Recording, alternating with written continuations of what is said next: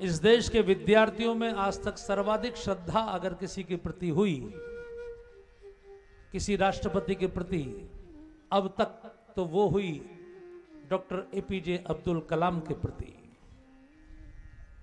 जो missile man थे, जिन्होंने परमाणु बम का विस्फोट करवाया, जो बिना किसी पॉलिटिकल पार्टी के मेंबर हुए देश के राष्ट्रपति हुए। वो जब छोटे से बच्चे थे तो वो आसमान में जब एयरफोर्स के जेट देखते थे तो उनको लगता था मैं एयरफोर्स का पायलट बनूं, फाइटर पायलट। दुनिया में सबसे तेज बुद्धि मानी जाती है उसकी, चूंकि हजारों मील की गति से विमान को उड़ाते हुए 1 सेकंड के 100वें हिस्से में निर्णय करने होते हैं, कहां बम गिराना, कहां से बचना, दुश्मन की मिसाइल से कैसे बचना। वो रिटन टेस्ट पास कर लिए, इंटरव्यू देने के लिए देहरादून गए। अब 80 साल पहले का जरा सोचिए, 80 साल पहले ऐसी ट्रेनें भी नहीं थी, एक्सप्रेस ट्रेनें। देहरादून इंटरव्यू था, वो तमिलनाडु के रामेश्वरम के रहने वाले, 3-4 दिन में तो यात्रा हुई।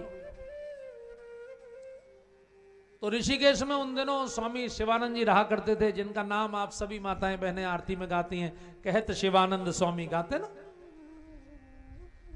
कभी अपने बच्चों से कहिए, मोबाइल पर आपको फोटो निकाल के दिखाएंगे, शिवानंद स्वामी ऋषिकेश। क्या गजब पर्सनालिटी थी भाई साहब। 1940 में, 1940 ईस्वी में, जब लोग पहली क्लास दूसरी क्लास भी मुश्किल से पढ़ पाते थे, उस समय स्वामी शिवानंद जी एमबीबीएस डॉक्टर होने के बाद, कई साल प्रैक्टिस करने के बाद, सब छोड़ के सन्यासी बने थे, योग के परम आचार्य। Divine life society of the India बना के पूरे विश्व में उन्होंने प्रचार किया भारतीय धर्म का, भारतीय ज्ञान का। उनके पास कलाम साहब आके रुके, रामेश्वरम के पुजारी जी की चिट्ठी लाए थे, इंटरव्यू देने गए, इंटरव्यू फेल हो गए, सपना टूट गया, लौट के आए, मन कर रहा था कि गंगा जी में कूद के आत्महत्या कर लूं। रो रहे थे गंगा जी के किनारे बैठे बैठे, तभी पीछे से स्वामी जी ने आके उनके सिर पर हाथ फेरा, कहा बेटे अंदर चलो, रो मत। फिर पूछा क्यों रो रहे हो? बोले मैं फेल हो गया हूं, मेरा मन था कि मैं फाइटर पायलट बनूं, अब नहीं बन पाऊंगा।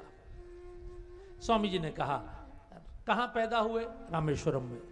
कौन सी डेट को? बोले इस डेट को। आपने फॉर्म भरा था कि आप कहां पैदा होगे?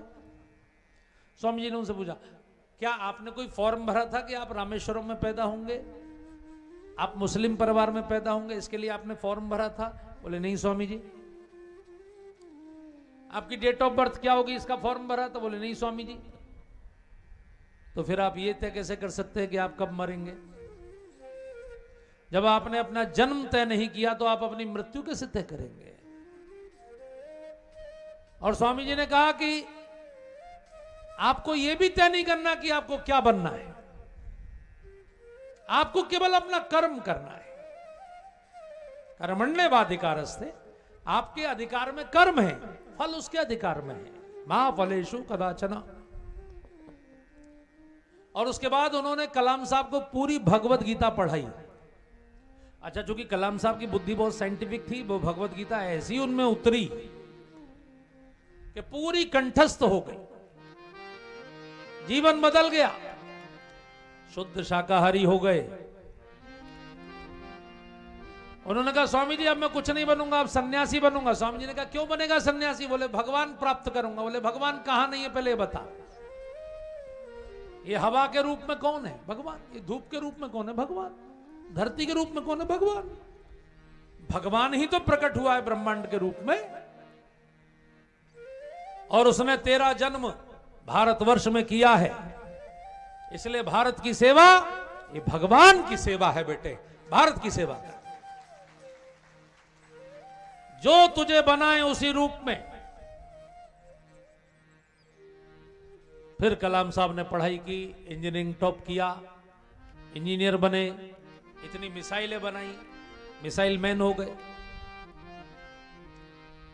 जीवन भर एक सन्यासी की भांति रहे, विवाह नहीं किया, अपनी पेंशन, अपनी तनख्वाह सब समाज कल्याण के कार्यों में। भगवत गीता जीवन भर कंठस्थ रही। राष्ट्रपति भवन में इतने शानदार कमरों को छोड़कर 8-8 घंटे कुटिया में बैठते थे। बगीचे में कुटिया बनवाई थी बांस की, गोबर से लिपी हुई। आप कल्पना करिए परमात्मा कैसे चिंता करते अपने भक्त की। कलाम साहब ने जीवन उन्हें समर्पित किया तो परमात्मा ने उनकी चिंता की, उनको देश का राष्ट्रपति बनाया बिना किसी पॉलिटिकल उसके। और उनकी मृत्यु हुई उस दिन जिस दिन आप देवशैनी एकादशी मनाती है ना माता, जिस दिन देवता सोते हैं। जिस समय भगवान सोने गए शाम को 6:30 बजे, उसी समय कलाम साहब भी इम्फाल में IIM के विद्यार्थियों को संबोधित करते हुए, एकादशी मिली उन्हें, वहीं डाइस पर बैठ गए, वहीं प्राण चले गए। न कभी हॉस्पिटल जाना पड़ा, न कभी कुछ करना पड़ा, कोई कष्ट नहीं। भगवान गए, उन्होंने कहा बेटे बहुत मेहनत कर ली, चलो मेरे साथ आराम करना। ये होता है योग क्षेमम बहाम्यहम।